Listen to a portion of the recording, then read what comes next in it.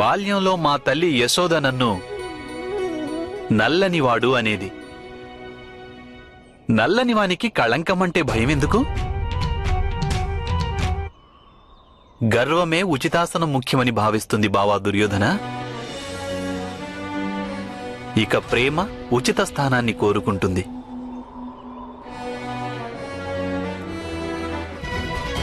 దానం చేసే అవకాశం ఉత్పన్నమైతే అన్నింటికంటే ముందు ఆ అవకాశాన్ని ఉపయోగించుకోవాలి. దానానికంటే ముందుగా చేయవలసిన కార్యం, అటువంటి కార్యము వేరొకటి లేదు ఈ జగతిలో.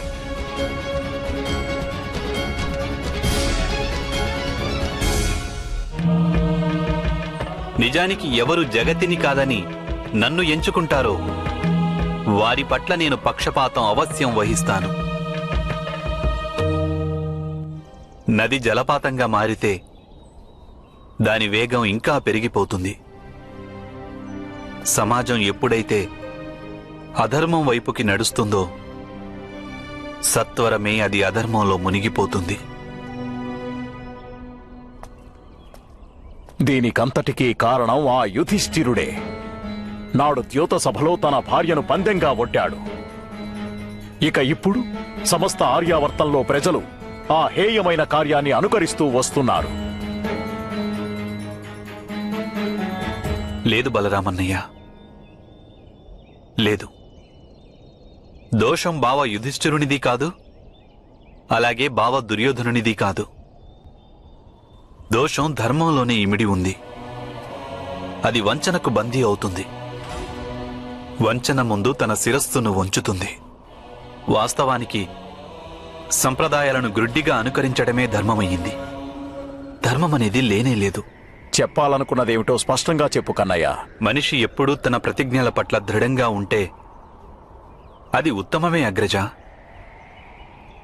కాని ప్రతి పరిస్థితిలోనూ అలాగే దృఢంగా ఉండడం ఉచితమేనా? నాడు ద్యూత సభలోనూ ఇదే జరిగింది. మహితాత్ములు భీష్ములు, ద్రోణాచార్యులు, మహాజ్ఞాని విదురుడు, ఇంకా బావ యుధిష్ఠిరుడు అందరూ తమ తమ ప్రతిజ్ఞలకు బద్ధులైనారు. సంప్రదాయాలను గ్రుడ్డిగా అనుకరిస్తూ వచ్చారు. తమ వాగ్దానం, తమ ప్రతిజ్ఞలను యథాతథంగా పాటించడమే ధర్మమని వారు భావించారు. వీరిలో ఏ ఒక్కరైనా తమ వాగ్దానాన్ని, తమ ప్రతిజ్ఞను వదులుకొని ఉంటే ద్రౌపదికి ఇంత పెద్ద పరాభవం జరిగి ఉండేది కాదు. నీ మాటలకు అర్థమేమిటి కన్నయ్య? అయితే ప్రతిజ్ఞాపాలన ఉచితం కాదా? ధర్మం ఒక వృక్షం వంటిది అగ్రజ. వాగ్దానం, ప్రతిజ్ఞ దానికి శాఖలు. ఆ వృక్షానికి తల్లి వేరు కరుణ. శాఖలు అవశ్యం ముఖ్యమైనవే కావచ్చు, కాని తల్లివేరును మించి కాదు. ఇంకొకరి బాధను నివారించడానికి వాగ్దానానికి భంగం కలిగినా సరే అది ఉచితమే అవుతుంది. కాని ఇప్పుడు పరిస్థితి వేరుగా ఉంది. కరుణ నశించిపోయింది సమస్త ఆర్యావర్తంలోనూ, సమస్త జగత్తులోనూ. తామనుభవించే బాధ విలువ తమవారి బాధ కంటే ఎక్కువ. అలాగే తమవారి బాధ విలువ సమాజంలోని బాధల కంటే ఎక్కువ. కరుణ పూర్తిగా ఇంకిపోయింది ఈ సమాజంలో.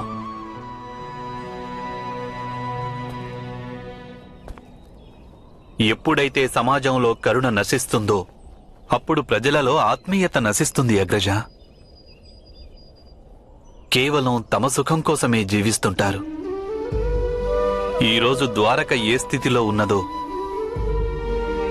అదే స్థితిలో సమస్త ఆర్యావర్తమూ ఉంది. తల్లి వేరుకు దూరమైన వృక్ష శాఖలు ఎండి కట్టెలుగా ఎలాగైతే మారతాయో సరిగ్గా ఇదే విధంగా ఈ సమయంలో ధర్మం నిర్జీవం అయిపోయింది. ధర్మానికి ప్రాణప్రతిష్ఠ చేయవలసిన సమయం ఆసన్నమైంది అగ్రజ. సమాజానికి మళ్లీ ఒక మారు ధర్మాన్ని పరిచయం చేయవలసి ఉంది. సుఖము, సంతోషము అనేవి గమ్యాలు కావు శకునిమామ. వాటిని మీరు చేరుకోవడానికి అవి రెండు గమ్యానికి చేర్చే మార్గాలు. సుఖాన్ని కోరే మార్గము సంఘర్షణల వైపుకు దారితీస్తుంది. ఇక సంతోషం కోరే మార్గం శాంతి వైపుకు.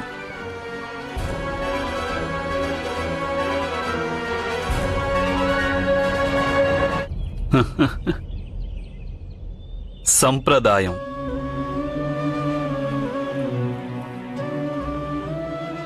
సంప్రదాయం మామిడి పండు వంటిదంటారు మహితాత్మ. పిందెగా ఉన్నప్పుడు దాని రుచి వగరుగా ఉంటుంది. కొంతకాలం తరువాత రుచి పుల్లగా మారుతుంది. ఎవరికి పులుపు ఇష్టమైతే వారు దానిని ఆరగించి ఆనందిస్తారు. అలా మరికొంతకాలం తరువాత అది మాధుర్యాన్ని అందిస్తుంది, అందరికీ ప్రీతిపాత్రమవుతుంది.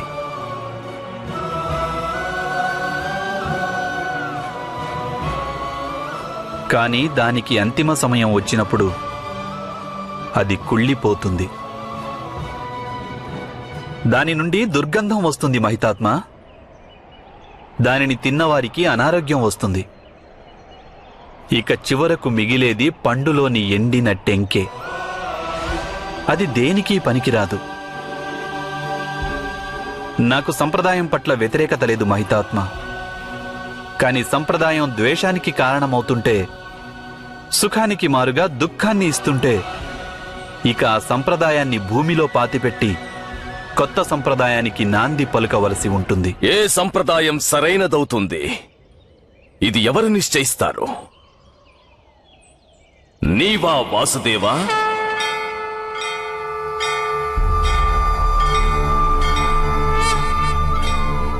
కాదు, కాలమే నిశ్చయిస్తుంది. ఇక కాలగమనాన్ని అందరూ ఆమోదించాలి మహితాత్మ. సాధారణంగా లోకంలో శౌర్యమే ప్రేమను అపహరిస్తుంది. కాని నా అభిప్రాయం ఏమిటంటే, ఒకవేళ ప్రేమ శౌర్యాన్ని అపహరిస్తే ఈ లోకం ఇంకా సుఖవంతమవుతుంది. కాని అంతిమ నిర్ణయం నీవు తీసుకోవలసిందే పార్థ.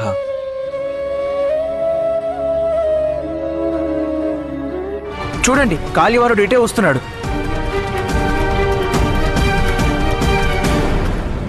కాలుడు అంటే అర్థం మృత్యువే కదా అర్జున.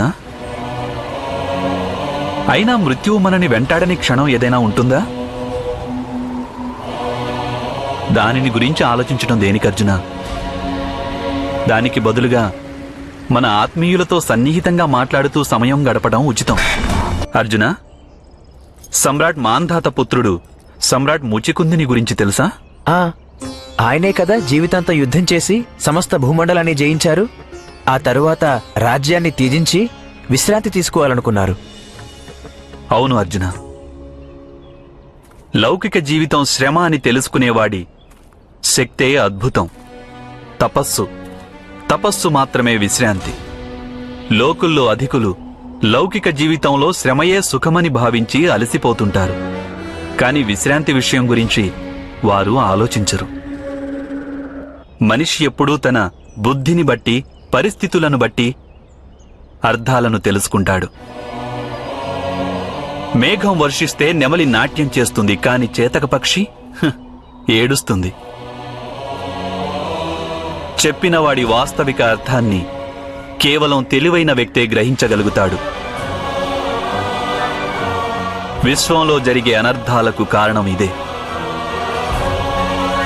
సమస్త ఆర్యావర్తానికి తెలుసు ద్వారకను మీరే నిర్మించారని.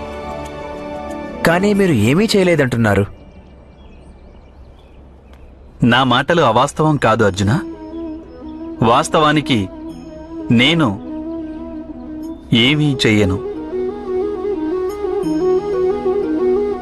ఇలా తాను స్వయంగా ఏమీ చేయడం లేదని అర్థం చేసుకున్నవాడు ఏ మహత్తర కార్యమైనా జరగడానికి కారకుడవుతాడు.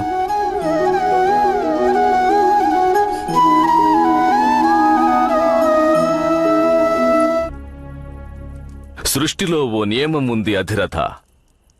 బాలకునికి మిత్రుల కారణంగా, యువకునికి ప్రేయసి కారణంగా, వివాహితుడైన మగవాడికి అత్తవారింటి కారణంగా, అలాగే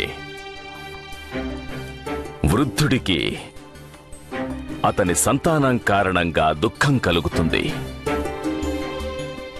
దానికి నివారణే ఉండదు. రుక్మిణి, వెనుకకు తిరిగి చూడు.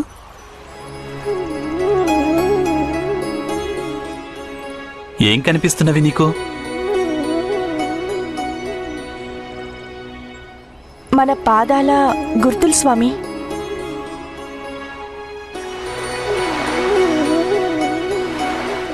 అటు చూడు. ఆ గుర్తులు నీటితో చెరిగిపోయాయి రుక్మిణి.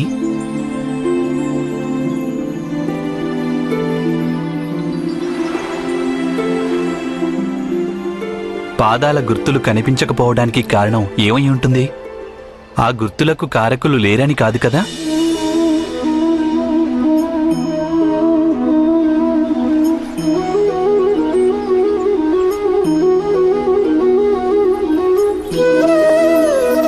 అంటే అర్థం పాండవులు జీవించున్నారా?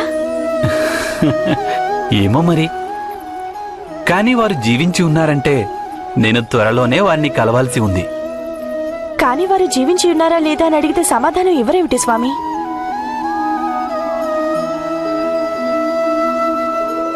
స్పష్టంగా చెప్పమనా?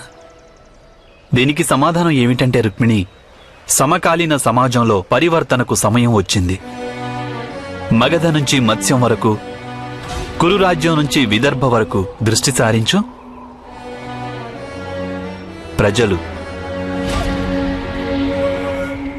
ప్రజలు ఎన్నడూ చేలలో పనిచేస్తుంటారు. గనుల లోపలికి దిగి లోహం, స్వర్ణం ఇత్యాది నిధులను వెలికితీస్తున్నారు. బండలను పగులగొట్టి భవనాలను నిర్మిస్తున్నారు. అంటే సకల సంపదలకు మూల కారణం ప్రజలు. అయితే ఆ ప్రజలకు లభిస్తున్నదేమిటి?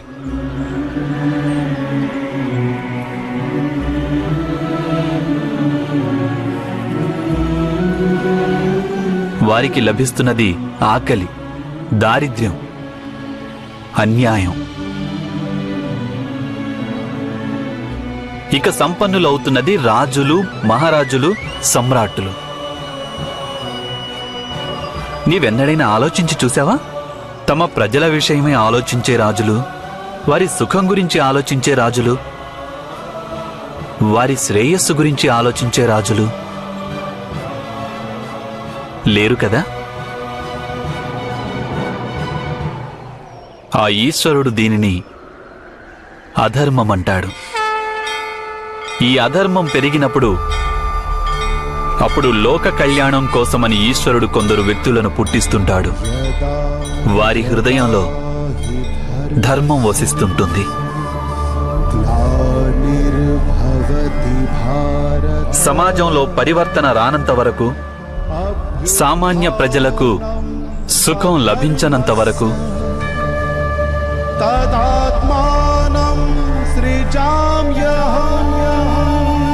అప్పటి వరకు ఈశ్వరుడు పంపిన ఆ మహానుభావులకు మృత్యువు దరిచేరదు రుక్మిణి. నాకు నమ్మకం ఉంది, పాండవులు ఇంకా జీవించే ఉన్నారని.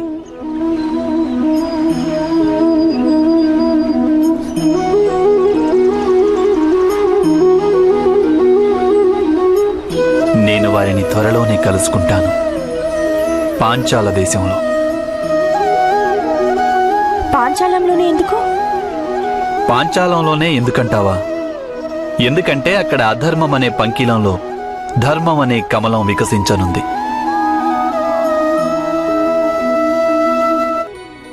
కానీ భవిష్యత్ అనేది ప్రతిదినము, ప్రతి క్షణము రూపుదిద్దుకుంటుంది.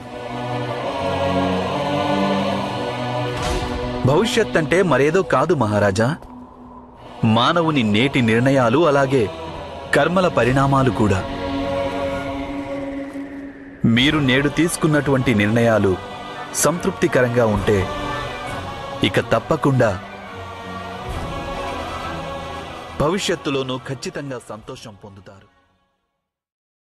सुगन्नः स्पन्दामभयं गृणोतु यस्मिन् नक्षत्रे यमयेति राजा यस्मिन्नेनमभ्यषिञ्चन्त देवाः तदस्य चित्रकं हविषाय जामा वो नमो भगवते रुद्राय ॐ वों दक्षिणदिग्भागे यमाय नमः ॐ भूर्भुवस्वः ॐ भं असुन्वन्तमैजमानमित्यस्तेन त्येत्यान् तस्करस्यान् वेशि अन्यमस्मदिच्च सात इत्या नमो देवनिरुते नुभ्यमस्तु वो नमो भगवते रुद्राय भं वों नैऋत्यदिग्भागे निरुतये नमः ॐ भूर्भुवस्वः ॐ गं तत्त्वायाभि ब्रह्मणा वन्दमानस्तदासास्ते यजमानो हविर्भिः अहेडमानो वरुणे हवोद्युरुषकं समानाय प्रमोषि ॐ नमो भगवते रुद्राय गं वों पश्चिमदिग्भागे वरुणाय नमः ॐ भूर्भुवस्वः ॐ वं आनो नियद्धश्चतुरेभिरध्वरगुं सहस्रिणेभिरुपयाहि यज्ञो वायो अस्मिन् हविषमादयस्व यूयं पादस्वस्तिभिः सदानः ॐ नमो भगवते रुद्राय वं वों वायव्यदिग्भागे वायवे नमः ॐ भूर्भुवस्वः ॐ तें वयगुं सोमं व्रते तव मनस्तनूषु बिभ्रतः प्रजावन्तो असीमहि इन्द्राणि देवी सुभगा सुपत्नी ॐ नमो भगवते रुद्राय तें वों उत्तरदिग्भागे